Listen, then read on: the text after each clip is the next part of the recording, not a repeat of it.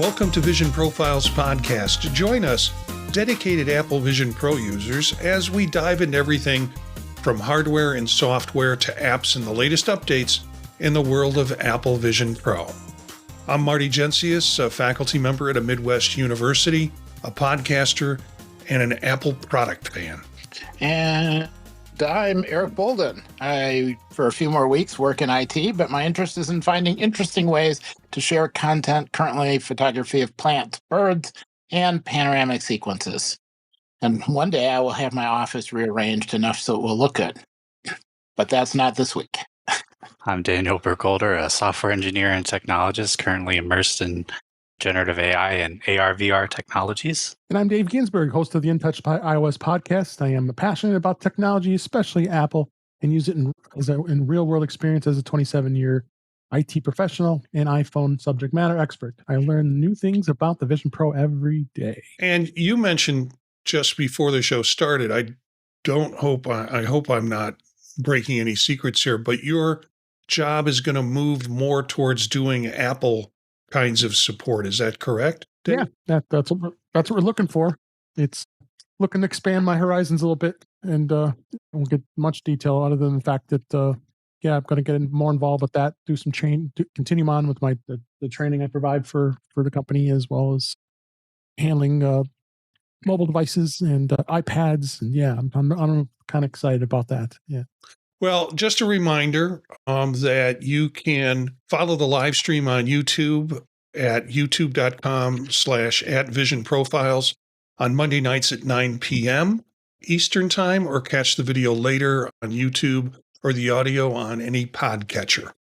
We do Vision Pro Notes 3 times a week, on Wednesdays, Fridays, and Monday mornings to get you ready for the show. On Monday nights, we cover the news up to that point in brief little clips. So look for those as part of the feed that comes along with the Vision Profiles podcast or videocast.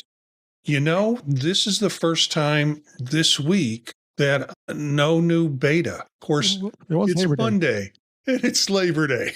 And so most likely it will come out tomorrow, or there'll be an update maybe tomorrow. We'll catch it on Vision Pro Notes for the Wednesday morning Pro Note if it does come out.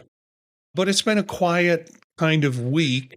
A lot of news services focusing on different kinds of things that mostly it is the Samsung, because there's been more bubbling up on the Samsung headset, and we'll get to that. But we're going to start with something that is more of, you know what, you ever heard of the term listicle? It's an article that's just made of lists. They call them listicles. And they're kind of easy to throw together, but this one was kind of fun. This is the best Apple Vision Pro apps for 2025. And you love these lists? You do, Dave? Oh, I love app lists, yes. Yeah. Well, there was a lot in here that didn't capture my heart. It's broken. It's broken into categories, and if you're watching the video, you're seeing the article display. It's broken into categories of entertainment, and also all sorts of other games, and then productivity, and it also has kind of other categories or other things to consider. So just a lot of articles in here. I'll start with entertainment. Amazon Prime Video. Yeah, we don't have an app. They have a compatible iPad app. And that's one of the things this is PCMag. And I don't want to say that they have a Windows kind of bias, but it is PCMag talking about an Apple ecosystem. And I just think they really missed the boat on a lot of this. So for entertainment, Amazon Prime Video, Apple TV, Books, which is a compatible iPad app and that we're familiar with, Crunchyroll, which is anime and different kinds of anime, Disney Plus, well, I would say that's probably a good choice for the list. IMAX, yeah, it's great, but the app is free, but everything else costs a bundle for you to get the video. HBO Max, Pluto TV, Explore POV, Safari, and Music or Apple Music. guys, do you have any reactions to the entertainment portions? No, I think HBO has done just an amazing job with the HBO Max app, because it just any movies and videos I've watched on there has been just absolutely amazing. They did some really great jobs with that, and as well as they added those the backgrounds too with the Harry Potter and some other things. So they seem like they're very, very active in the Vision Pro arena, just trying to get more involved with a lot of video production. You're right about the Prime Video; it's nothing special. I mean, it's an iPad app basically, but made so it can work with Vision Pro. But they need to get their game up with that too.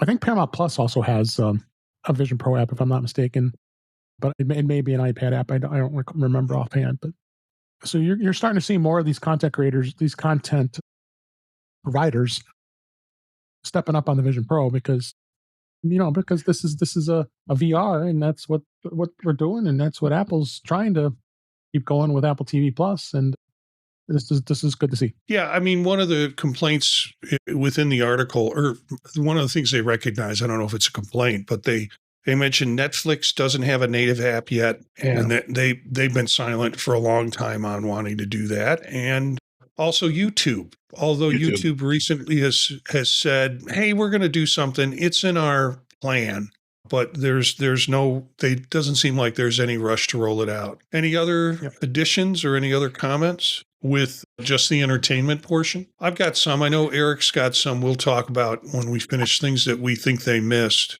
And maybe Dave does too, and Daniel, but some apps.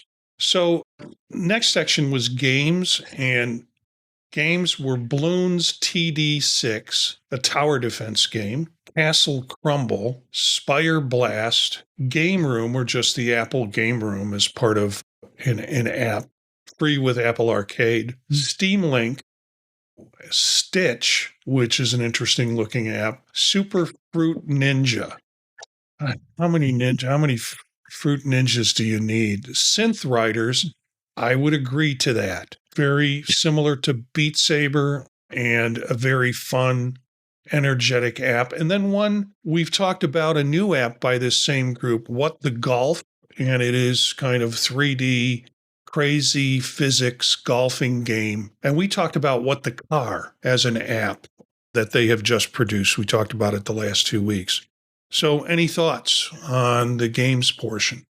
Well, I just tried What the Car for the first time, and I kind of like, whoa, this is unbelievable. if you want to say it, we'll talk about the app portion, because I've got it listed in the app portion. I'll hold my comments then, but nothing too overly exciting in this list. I'm not much of a gamer. I mean, there's a couple of games here and there I like. I like playing solitaire. I have the solitaire game from Apple Arcade, which I absolutely love, and it actually is really, really cool on the Vision Pro. It's optimized for it, but it is kind of big. Especially the same thing with when it's on the iPad too. I played mostly on my iPhone, but there's many other amazing games out there, and I'd be open to trying them just to get the immersive experience of what they do and see what the developers have up their sleeves. Daniel, do you have anything about games? No, not really. I actually don't think I've used any app on this list, in any of the categories. And my only comment would really be about Steam Link, and to say don't use Steam Link, but because Moonlight is a much better platform to stream your games. But if that's all you have at the moment and you want like just easy one-click setup, then yeah, go ahead with Steam Link. But yeah, I find this is a little tough because I'm like, I don't know any of these apps. Yeah, I mean, I'm not a gamer like Dave also, but I kind of thought, hey, at least they're going to come up with a game that I have tried. And with the exception of Synth Riders, there's nothing on the list that I've attempted to play. And like I said, I'm not a big gamer, but still, we see these things. We review these things weekly on our show. And some of these things I've never even run across, but PCMag thinks they deem worthy in terms of that. And then finally, the productivity piece, Camo Studio, we've spoken about that on the show before. Yep. Microsoft Office apps, which I found that's PC editor's choice, in fact.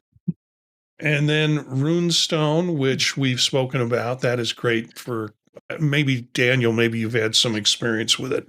I don't know, but it's set up for coding. And then Safari for Google Docs and Google Sheets. Again, Google hasn't set up anything directly. No. Scrivener is an app that have you guys done Scrivener before? I've seen it, but I don't use it. Yeah. You know, as an academic, everybody was on the bandwagon for Scrivener because it's essentially the way we used to write stuff, type everything out on index cards and move them around. And I have it. I bought it. I upgraded it.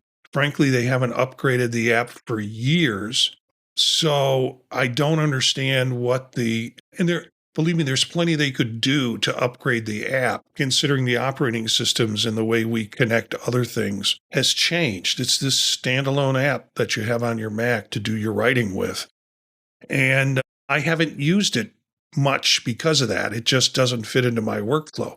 But to see it on here as a productivity app really, really surprises me. And they're using the compatible iPad app. So, what's left on the list is WebEx, which is also a editor's choice, and Zoom, which is, given probably it needs to be on there. So, and then they mention a couple of apps, and I'll jump to this in the other section. The Spatial Supercar Museum, I think we've spoken about that on this. Crumble, for people who want to order cookies while they're on their Vision Pro headset. And then Musees, which we have spoken about. And actually, the producer of this has done a couple of apps that we're pretty impressed with in terms of walkthrough and such. Space Vision, we've spoke about on this in terms of sort of a planetary tour. And then Zillow Immerse. So you want to find a house and you want to get into 360 pictures inside the house. You can do that with your Vision Pro. So an interesting list, but I am going to kind of turn it over to folks to ask you, are there things that you wanted to add to that or you think should be on there? Well, I have a bunch. Go ahead. But I would say that the Mac virtual display should have been in there. Mm-hmm. They really are missing out. I don't know if they just did a restriction that it was Vision Pro and only Vision Pro and you couldn't interact with anything else.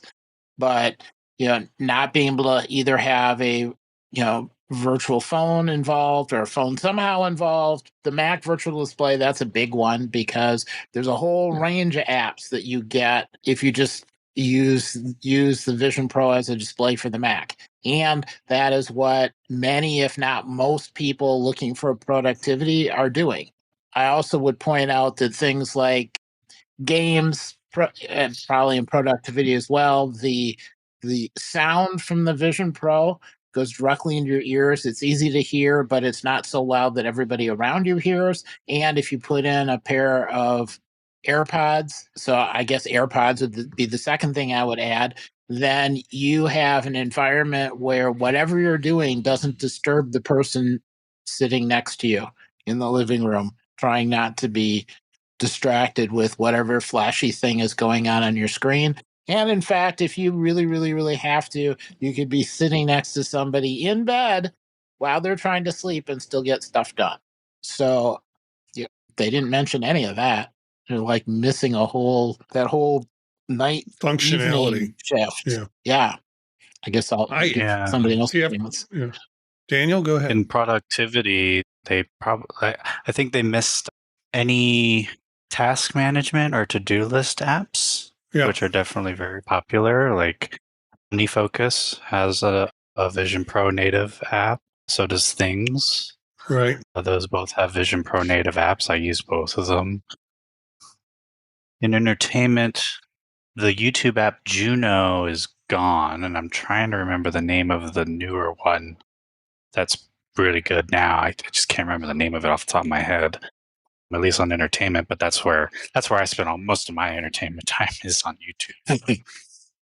Yeah, I can't really think of other things, it wouldn't be fair to have them had put Moonlight on there, the game streaming, like I mentioned earlier, just because the Vision Pro native app isn't fully out on the App Store yet. It's still all on test flight. So, kind of not fair.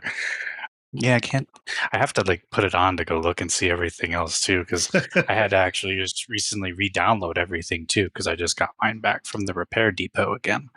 So I had to go through all this, but I should remember what I just downloaded. But when you download like 400 apps, it's like now, Daniel, you can't bring up that you just got it back from the repair depot again without explaining that story. Is the sound again? Yeah, maybe we want to do it a little later after this segment. Yeah.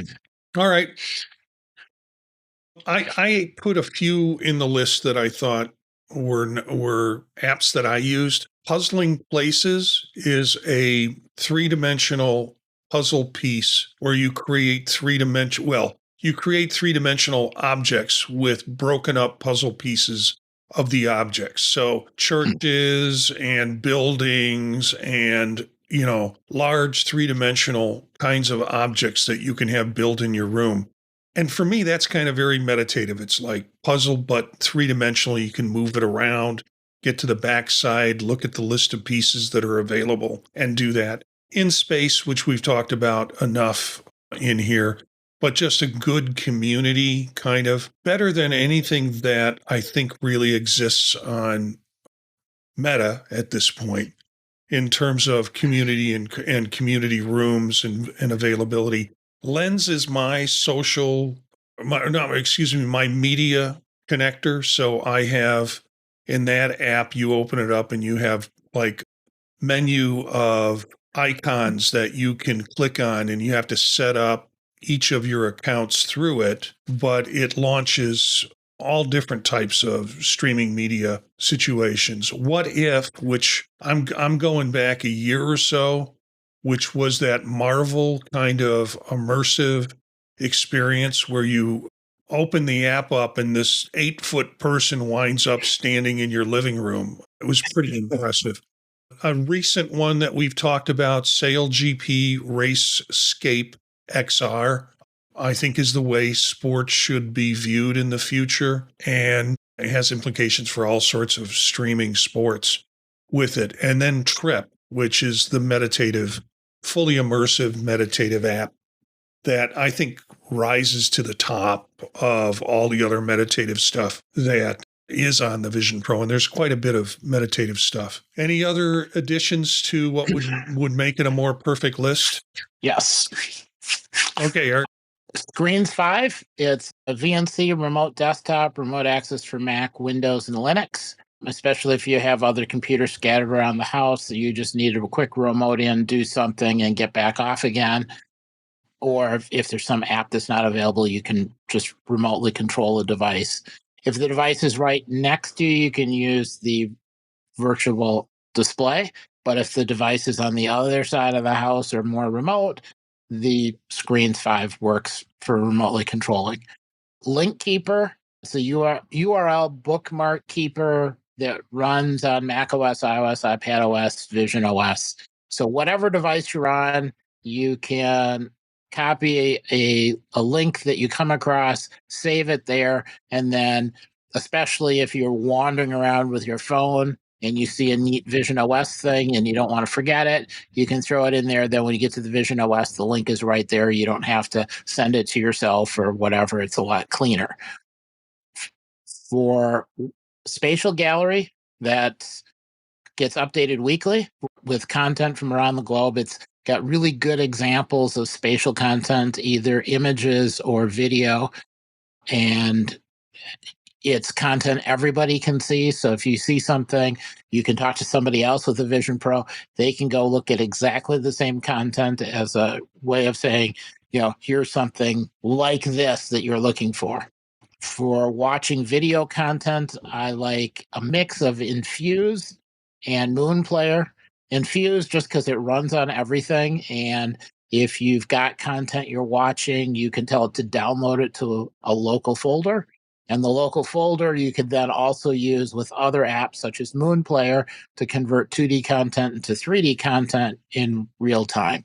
And then the last thing I would add is Ecamm, not for everyone, but if you're trying to join meetings with a persona and you have to hop through lots of different software, Ecamm has let me do that. And I hadn't really found a way to jump into a Teams meeting with a persona any other way. So that's what I got so far. Well, yeah, I haven't. I know you can do it with Zoom because I've been in Zoom meetings with a persona. I'm not sure about Teams, but yeah, Teams is on there, but it's not really.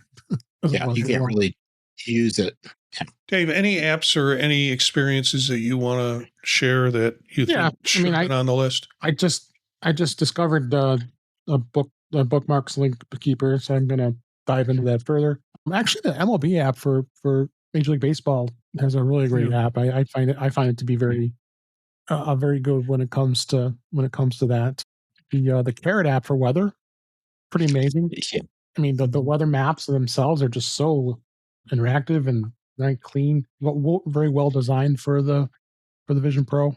So I did really like that app quite a bit. So those are a couple of ones that stand out to me. Okay, well, I was excited when I read the title of that article, and then really truly disappointed when I went through the list. It was like, did these guys actually ever put a headset on? It just surprised me. PCMag, sorry. So for folks who are watching or listening to this, you got some other ideas from us in terms of what to do. There is a whole load of articles this week about Samsung. First, it starts off with article with the next gen Vision Pro. I've kind of collected these together. Here's what to expect in future generations of Apple Vision Pro, a Mac edition, one that's more Mac dependent, a Vision Air, and then glasses. None of this really comes as a surprise. And as you have said it before, Eric, that they're probably testing all of this stuff anyways in terms of that.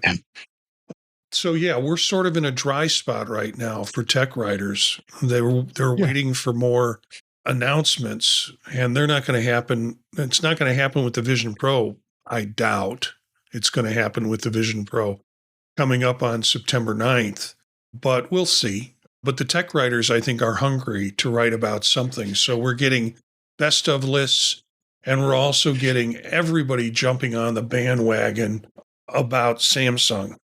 And Samsung's XR headset will be released in October, will cost less than Apple Vision Pro. We've kind of announced that already or mentioned it. Official presentation of the device will take place on September 29th. The headset will be unveiled at the Galaxy Unpacked event next month. Well, this month in South Korea. And then on sale in South Korea in 2 weeks after that, after the 29th, on October 13th. Tom's Guide has also done an article on it. Samsung's VR headset, tipped to cost nearly $2,000, is still less than an Apple Vision Pro. For those of you who can't do the math, it's really great that we have Tom's Guide to be able to do simple math for us. Because, it's got it doesn't have any bias about Apple and Tom's Guide. Yeah, well, it's like, for me, it's like political polls. You have to go, when somebody says a candidate's down in what category, you've got to figure out which poll it is, because certain polls lean very strongly conservative. And if the conservatives polls say they're down, that's very meaningful. And so Tom's Guide is sort of that barometer for me. If they ever say anything nice about Apple, it'll be great to see it, and they're probably on target then, but yeah. And this comes out of Gizmodo, this article. If this is the price of Samsung's Vision Pro killer, it's still too much. The wildly expensive Vision Pro, which debuted at $3,500, still going to wrong. Leaks suggest that the headset will still cost close to $22,000. Although, I've also read reports where this could be up to $2,800. in terms of the price. We'll see when we see. And Samsung's not really known to do that, especially with their Android phones. They're always like more expensive, honestly. I mean, especially the ones that are larger size screens. I mean, it's it's kind of strange to see that they do this. Yeah, you think the high-end products that they're going to keep their high-end products rather pricey. And I would imagine the headset is going to be an attempt to provide the same functionality as Apple, not the same functionality as Meta. So, yeah, I wouldn't be surprised if it's above 2,000 because they can't do the mechanics for it in any other way. It's a very similar build. I mean, as far as components, I would think. Yeah. And then the Tech Radar article that we have in the mix. And that's the patent. We'll get to that in a minute. So any general comments at all about the Samsung release? Just get it over with. Yeah. Well, keep teasing us. What's interesting is they're not going to talk more about it until September 29th. Right. Which means we'll have the Apple stuff to talk about coming out with September 9th. And then if you look at that, sales will probably be the 15th or whatever. Yeah, trying to figure out what the next Friday is after that. So there'll be plenty of stuff for Apple to talk about. And so maybe they're kind of waiting until that dies down on September 29th to tell us more about Project Wuhan and the Samsung's Vision Pro Killer that, from what we know, is only going to be on sale in South Korea at this time. So, well, it sounded like they couldn't make that many of them anyway. Wasn't there 100,000 unit cap? 100,000 units before the end of the year. Yeah. So you couldn't really do worldwide even if you wanted to. Yeah. Another reason why the price could be higher than 2,000 and up around 2,800, because they know they could get it from people at that point because of the exclusivity of it. So, yeah, it's interesting because for a long time I was trying to figure out why everybody wanted the headsets to be super cheap. And it seems that there are a lot of people that only use it for gaming, and that means they're also not using it every single day. So they're using it maybe 4 to 6 times a month. And if you're going to pay for a headset you use 6 times a month, there's a limit on how much you're willing to throw at that. Yeah. And I don't think they're looking at the other uses or the breadth of use. So we'll see. Yeah. I have just like a mini gripe with how I just don't know where people get off on expecting things to be dirt cheap, especially on what's new, relatively new technology. And actually, to piggyback off your point on spending a lot for something that kind of has like recreational use and not used very much, people spend way more than that on home theater setups that I bet you they use just as much. And so it's like, now to be fair, that's a little more communal experience, and not buying to the equivalent of that with a bunch of headsets would be blah blah blah blah blah, whatever. But you get the idea. I just don't know where people get off on expecting these to be super cheap this early on. I mean, just look at the displays. I mean, those things are like the size of your fingernail and 4K plus resolution and look sharp as hell. Like, that's the bulk of the cost even too on all of these. And they're all basically using the same displays. I mean, that alone, you're not going to be able to be under $500 just in displays. Yeah. But, it's the same people who say, I'm not going to get a computer display for any more than $150. Oh, and then I have to buy camera for video conferencing. Oh, and it doesn't have speakers, so I got to get speakers. And then I have to get this other thing, and I got to, by the time you get done, you're still at $400. Buy oil for the car and tires for it and gas and well, it's all kind of how you look at it. What's the initial number? And then nobody ever thinks about the little add-ons to bring it up to something useful. But there's a number in their head, and when people are budgeting, that's the number they're thinking of. And then I walk in and I said, well, I want to spend $1,500 on a display. And it's like, well, no, you can get a new display every 3 years, but only spend X amount for it. And if you say, well, that breaks down to, this amount of money every single year. And if I get a display that'll last 10 years, let me spend more money and have something that'll save my vision. Yeah, it's... Yeah. I mean, I'm in a Herman Miller Aeron right now, and I bought it new and spec'd it out because I wanted every ergo option I could. And divvy it out over 10 years at least. That's about as much as I was paying for a cheap chair every 2-3 years. Yeah. So it just values what you have, what you can do to, buy once, cry once if you can. But I think this, on the headset thing, I think there's a lot of people just can't get out of their mind of just gaming. And then just something about gaming always just drives the price to the floor that people don't. Well, I mean, it's not just for gaming, but that's the only thing they have in their mind. So they're just driving their in their mind what the price should be down to the floor. Yeah. Well, let's talk about patents, because Your favorite topic. Everybody loves a good patent.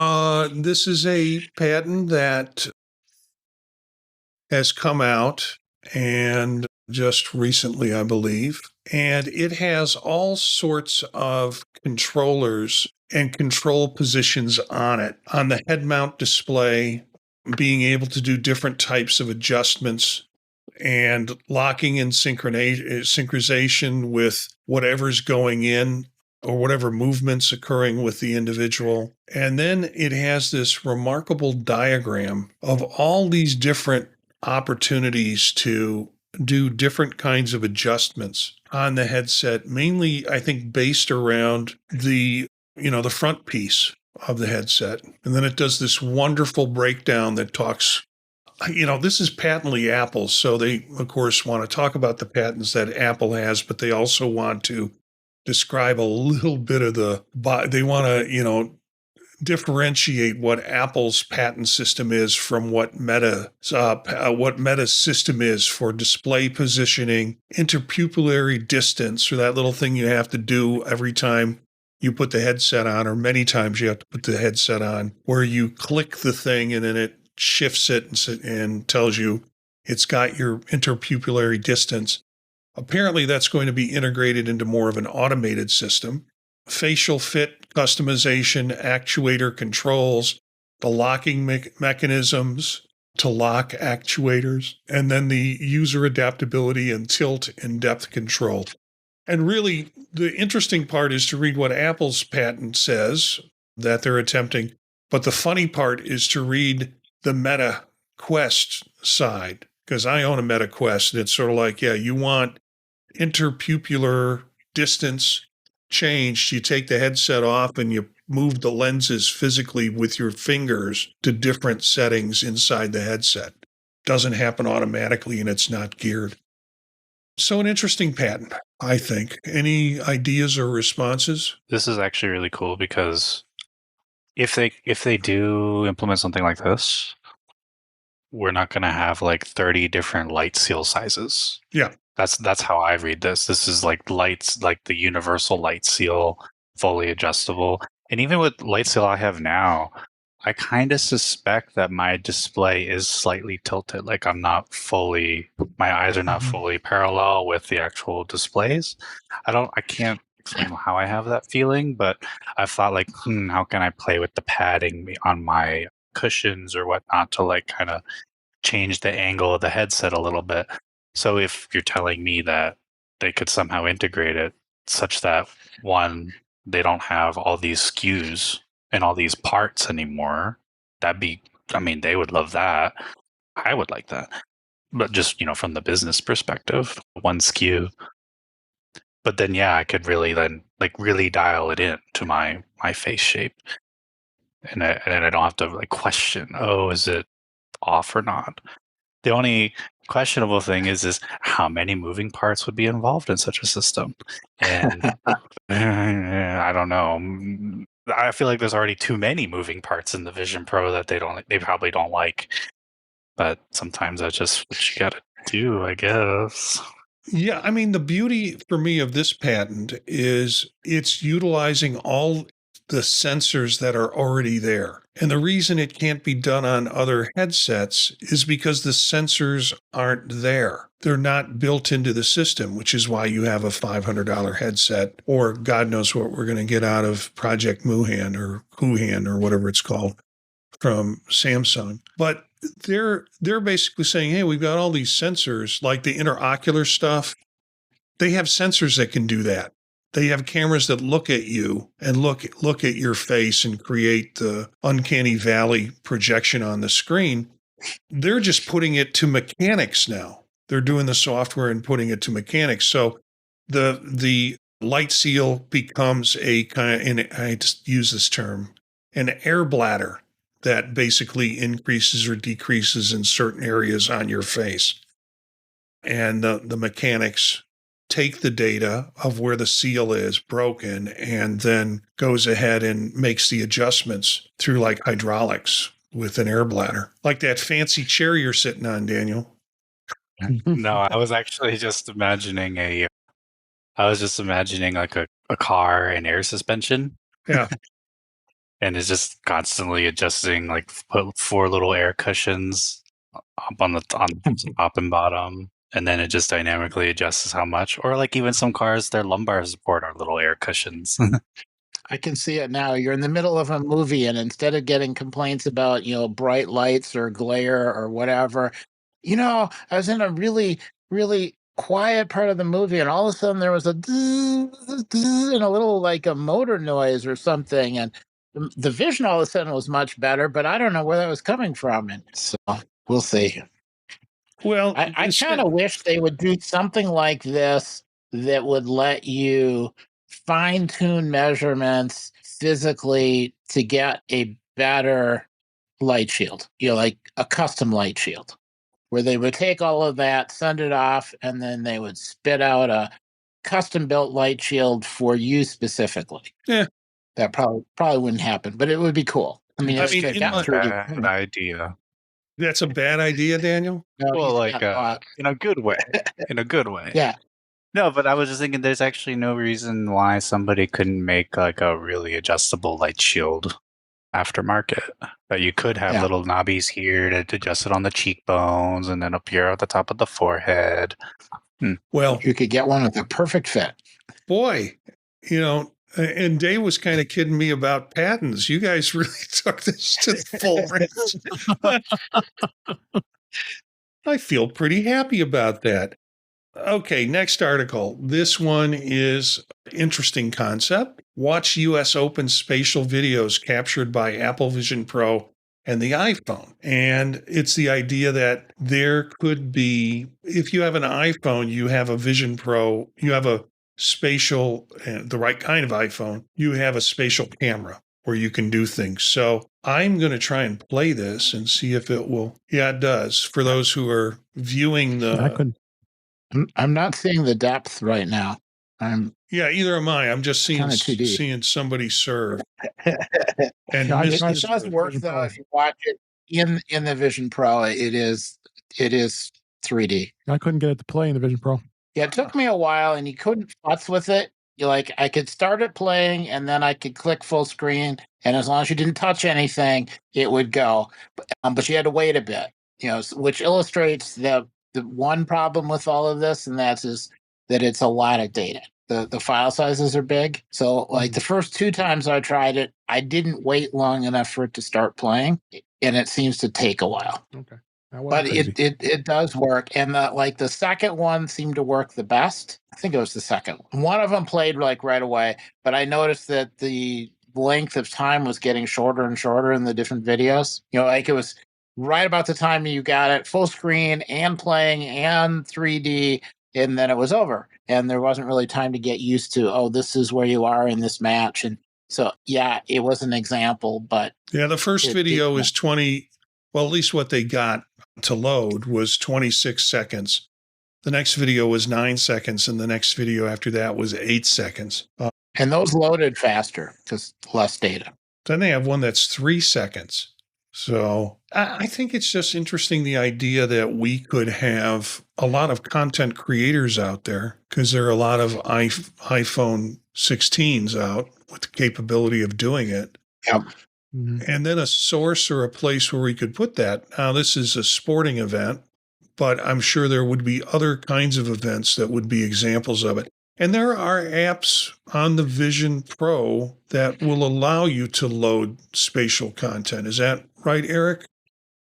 Yes, as well as when the new OS comes out, it's easier to watch it in Safari. Okay. Like Yeah. a button you can click on and it just plays. Wow. Okay. I will turn to some assistance from all of you, but particularly I think Daniel maybe. Global Cluster CMA1 comfort mod for Apple Vision Pro. It's a review. So this is some comfort mod that they had put together.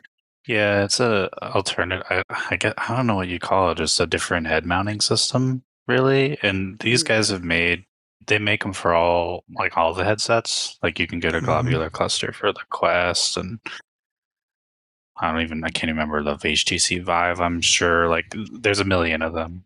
And I've been wanting to try it, but what stops me from doing it is just kind of the bulk of it, even though I do acknowledge it probably would be good for a more active use session, like VR gaming-y kind of session. For audio listeners, try to imagine, I guess, not only a big front strap on your forehead as well, but then a big, I guess, bull puck attached on the back of your head. Yeah. And it really just starts to bring all the weight anywhere off your face and just really all on your head.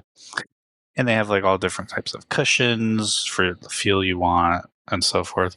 And I think this one too, which is one feature, probably the only feature why I'd get it, is I think this one you can flip it up. So you can have it still on your head, but just flip it up like a visor and just it's just floating above your head, and then you can just see. Gosh, I would love that in some kind of a head mounting system, but not enough for me personally to get this one, because I don't like the idea of the big puck on the back of the head as much, especially if you wanted to lay down or something. You got to do little awkward things. If you want to lay down, people will flip the puck part on the back of the head on the top of the head and then still use the solo loop. And now we're just getting silly here. But it's a $70, $80-ish option. And if you're really active, it seems like it's a really good unit for it. You know who has a really long, detailed review of this particular one is Adam Savage on his tested YouTube channel. Really? He has a 30-minute one on this particular unit, and actually a whole thing, his own retrospective on the Vision Pro in general. So if you want to see that one in more detail, go find it. His Vision Pro year follow-up, I think, on YouTube. Yeah. But he talks about this particular Global Cluster CMA1 mount with it. It's interesting. Dave, have you done any alternative mounts with yours? No. I mean, I've got the Belkin strap on the headset, which I've been very happy with. I haven't delved into that any beyond that, because I've been comfortable with this one. Yeah, this looks like an Anapro, sort of. It looks like a combination of an Anapro, and then Meta sells an alternative band that you have that has that big full kind of skull cap area in the back that seats it a little bit better. And I have one of those for my Meta. You just turn it and you turn the wheel in the back and it just cranks, it just cranks it tighter and does things like that. The Anapro never worked for me because it was the way it was situated around the hairline of my skull. It was off. It would never seat down. And it comes with padding and things like that. So it wasn't doing anything to alleviate the adjustment.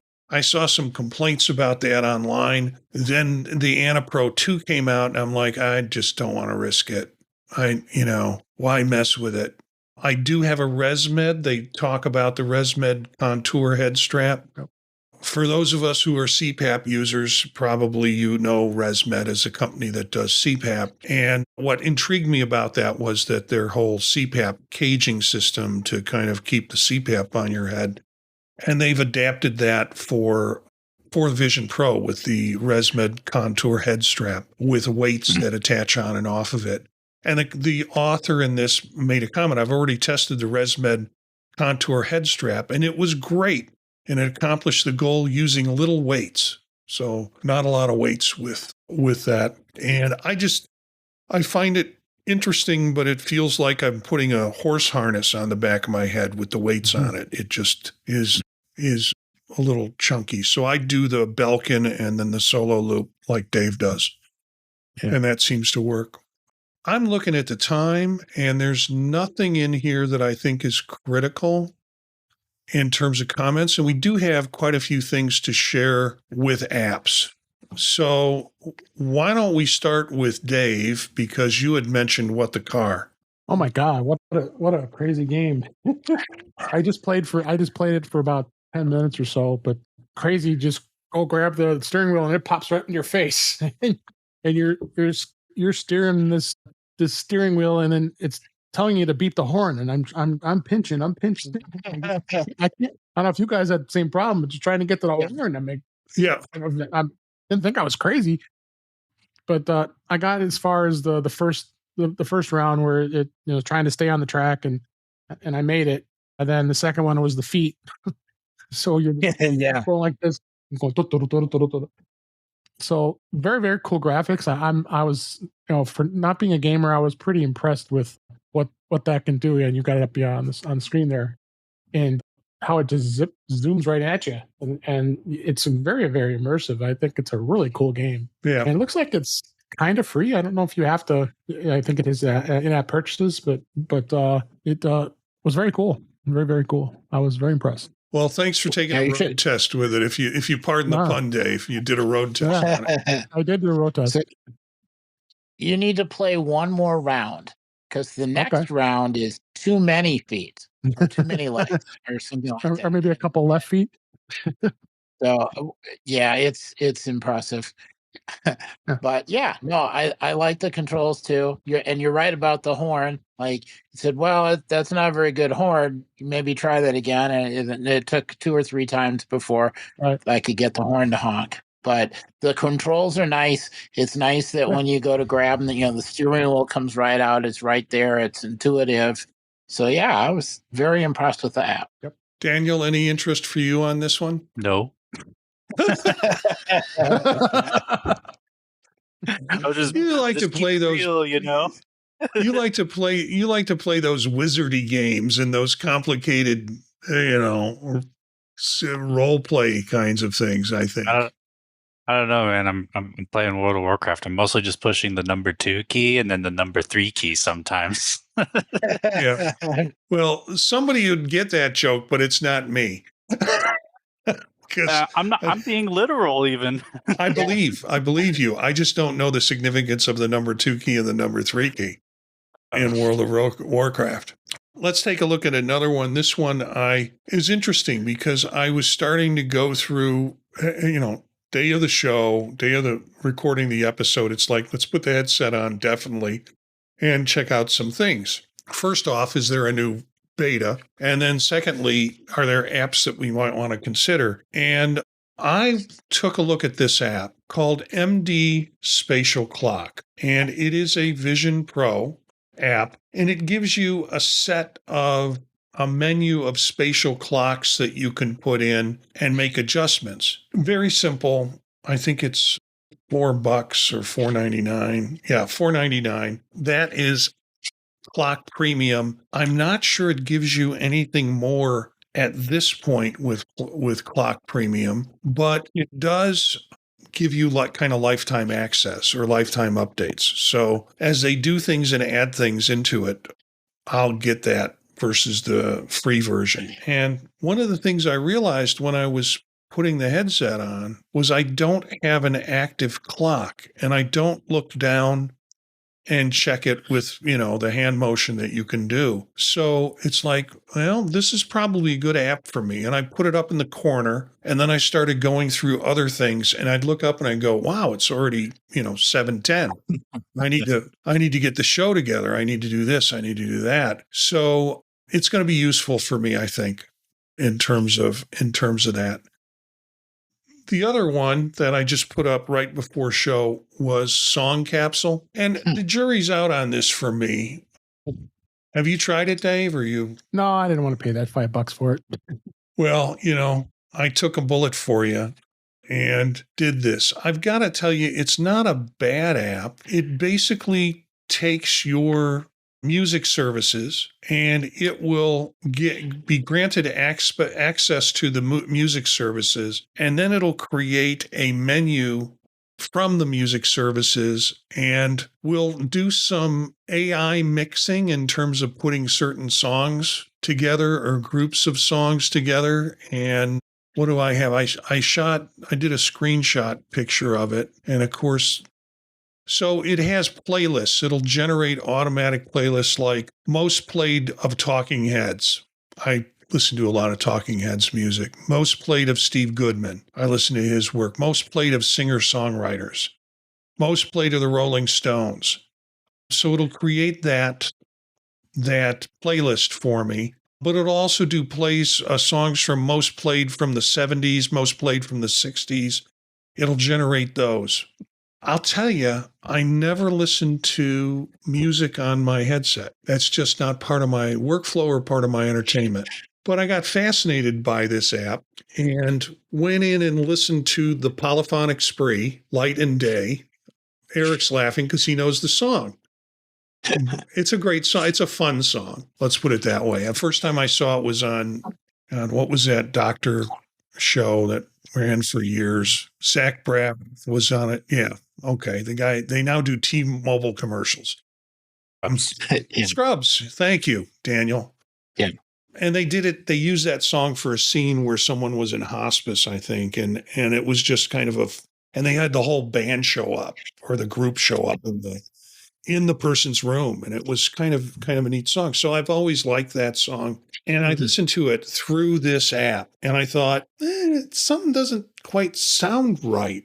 It just, and so I went ahead and listened through Apple Music, and it seemed like it was a lot clearer through Apple Music and the Apple Music app. So then I switched to other things because I thought maybe it's just that song in particular. And I switched to 9 Inch Nails' Closer, and I switched to some Depeche Mode and tried to do comparisons.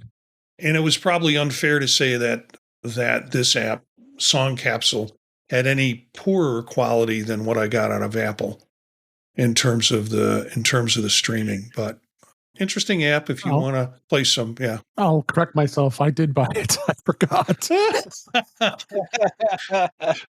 went to my iPhone. I'm like, wait a minute, I could download it. Oh crap, I did buy it. So I don't remember how my experience was on the Vision Pro, but it is kind of cool because it goes into your Apple Music library and it'll start. Like I said, it just played some really old Tennessee Ernie Ford song when I first opened it up. So you're right. It does have a lot of old songs that do come up, but I'll go back. I'll give you another review when I put it back on the. Yeah, and that for me the $5 meant I could play it on other platforms too, which is because it's on the Mac. I think it works on the iPhone and the iPad.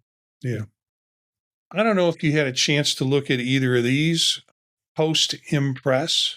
This also has an iPhone app and an Apple Vision app. PostImpress was interesting. I looked at it and it's $4 app. I looked at it through the Apple Vision Pro, and it looks at post-impressionist artists. And so if you go into the intro, it gives you pictures and it gives you a little bit of background in terms of impressionist artists. Then the artist link was really not very good. It was just the names of the artists, and you click on them and it would open it up and you'd see a picture of the artist and you'd see their birth and death date. The paintings was interesting, but then you get to the quiz, and the quiz is where you compare they bring up an artist and they want to ask you who's it's, or a piece of art, and they want to ask you who is it connected to with that. And so if you want to learn a little bit about post-impressionistic artists, this is a good app for that. Another one similar. Oh, before you get to that, I was just going to say one more thing on the postImpress. When you bring up a painting, you can then push it out away from you in the Vision Pro, so you can make it as big as you want, but you can also resize the painting. So a lot of the apps that I've looked at, when you get to the painting, you can't change the dimension. So it's harder to get it to look right for whatever distance you have it on.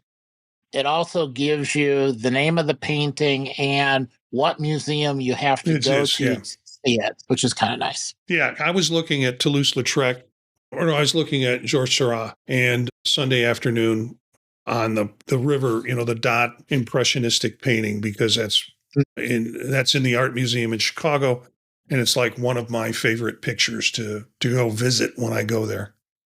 Dave, did I cut you off? No, I'm just listening. Okay. Okay, cool. I don't think I've been to the Art Institute many times. It's just not my cup of tea. I mean, I enjoy looking at them, but I know you enjoy that. Final one is ArtBids, and it has Impressionism, Post-Impressionism, and then it has buy Post-Impressionism or buy Impressionism. And it's a little bit of a game. I mean, you look at the art and you tour the various art, and it has a slideshow essentially that goes through with that material. And then you go to buy, and the buy is like a quiz. It's sort of like, is this really an art piece or is it not an art piece that fits into Impressionism or Post-Impressionism? And so each time you select to buy it, if you're right, you get a score, and if you're wrong, you lose a point with it. Again, interesting new piece. I saw this, I think, on Reddit. Some people were talking about both of these on Reddit, so I figured I'd check those out. You won't find them in the best of at this point, or something that Apple is highlighting in their stores. But again, the last two is postImpress and ArtBids. And again, we'll have all the links in the show for these so you can get to them. Is there anything else the group wants to talk about? We've gone about an hour, a little over. No, I'm good. No, hearing none, then I want to remind you about MacStock and the Digital Pass. Dave and I and a bunch of other folks, and Eric was there, and Daniel, we want to get there next year. We're at MacStock a little over a month ago, and they did video of all the presentations, and the Digital Pass is now available. You can just go to MacStock Conference and Expo, or just MacStockConference.com, and that will get you to the main page. And from there, you can look at the digital passes for MacStock 9 and take a look at them. You might find some interesting presentations through the list, and things that are definitely well worth the cost of the visual pass. Vision Pro Notes is our feed in the Vision Profiles. We'll have short news items 3 days a week, on Monday, Wednesday, and Friday mornings. News for you in preparing you for our full show on Monday night. So I want to go around, and I will start with David. Where can people find you, Dave? Well, they can find me at In Touch with iOS, intouchwithios.com. My YouTube channel is youtube.com/intouchwithios. I am here on Mondays, Vision Profiles. Tuesdays, I'm on Mac Voices Live with Marty and with Eric and others. I have a great time there with Chuck Joyner on Mac Voices Live. Check that out on YouTube. And it's Tuesday nights. Thursday, we record In Touch with iOS. It's 8 p.m. Eastern Time, 5 p.m. Pacific. We just I just started using Ecamm Live. It really turned out amazing and getting some great feedback on it. So I'm looking forward to continuing on with that. And then you also can find me on the British Tech Network most Friday mornings, and that's the Mac Show on there as well. And you can find me on social media, DaveG65 on Blue Sky and Mastodon. That's where I hang out mostly. Thanks. And Eric, what about you? I can be found on Mastodon at EA Bolden at mas.to. Otherwise, Mondays here in Vision Profiles, Tuesdays on Mac Voices, and Thursdays on In Touch with iOS, covering all the OSs throughout the week. All right, I'm going to put Daniel on the spot.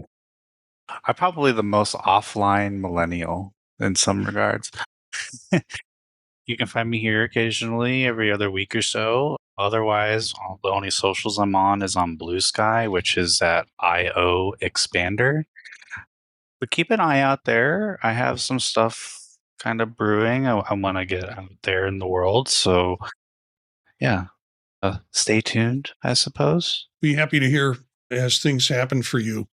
I just checked the chat room, and it looked like my YouTube feed, or at least the chat room feed, had frozen. And so I looked at it all night, all show long, and it looked like no one was in there. And then I rebooted it or reset it up. And sure enough, we've had some viewers. So thank you for joining us at youtube.com/@visionprofiles is our channel where we do the live stream. And thanks for joining us for the show. You can find me Monday nights here on Vision Profiles. You can find me Tuesday nights with Chuck Joyner and with Dave and with Eric, talking about Mac Voices Live and some of the great stories that are coming out affecting Mac and affecting kind of the financial and technical aspect of the world.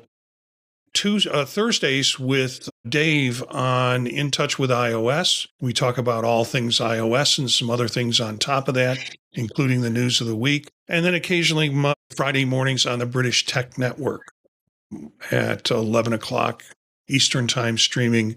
And this week we're doing the keynote poker. And my goal, I'm flying to Chicago. My goal is to make it to Chicago O'Hare and within 45 minutes get to my sister's house so I can join the stream live with it. So hopefully I'll be there in time to join that. Okay. Thank you for tuning in.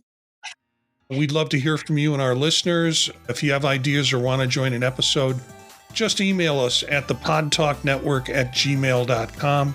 Our bumper music is Free Jazzy by Steve Combs, courtesy of the Free Music Archive. Learn more about us and other projects I'm involved in, other podcasts and things that I'm doing at thepodtalk.net. That's our website. Spread the word to other visionaries. Thanks for listening, and we'll see you next time.